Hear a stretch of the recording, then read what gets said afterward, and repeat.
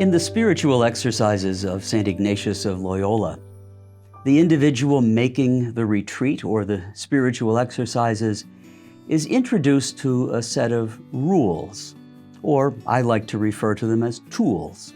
Tools that can be used to discern the movement of God's Spirit and the evil spirit and even our own spirit within us.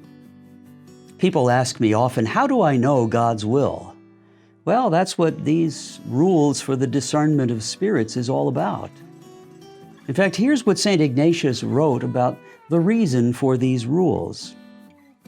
Rules for becoming aware and understanding to some extent the different movements which are caused in the soul, the good to receive them, and the bad to reject them.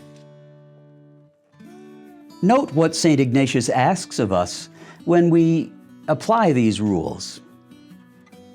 First, they're rules for becoming aware of the movements of the spirits within us. Second, rules for understanding to some extent. Oh, we don't have to be perfect in all of this. God does most of the heavy lifting, but understanding to some extent the different movements that are caused within us by God, by the enemy, and by our own passions and desires. And third, having become aware, understanding to some extent what they are, third, we respond to them. If they're good, we receive them. If they're bad, we reject them. That's what these rules are all about.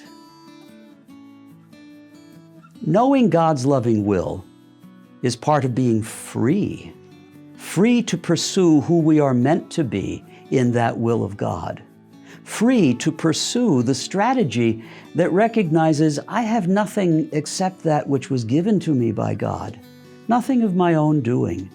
If I have anything that has come to me by my own grace, virtue, and action, it's because I had those graces and virtues and talents from God to begin with.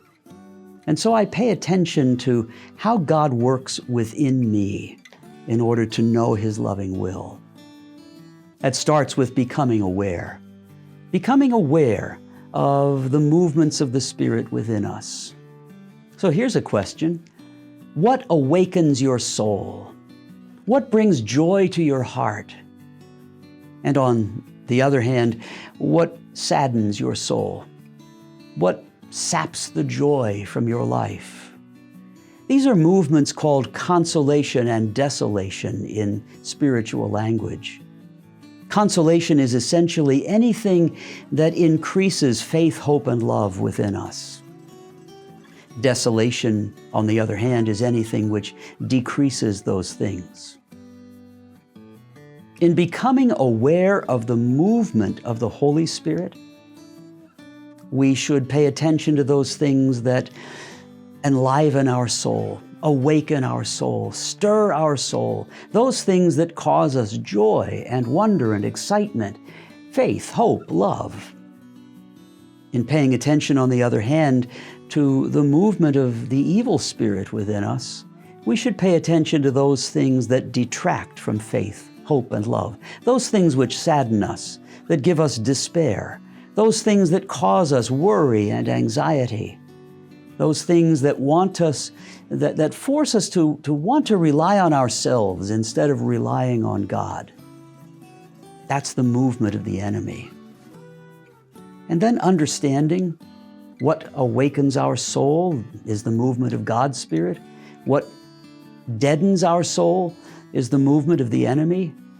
And then Ignatius says is the third action, responding to those things. If it's of God, then do it. If it's not of God, ignore it. Walk the other direction. Walk away from it because it's meant to the end, as the enemy does always, to lead us to shipwreck.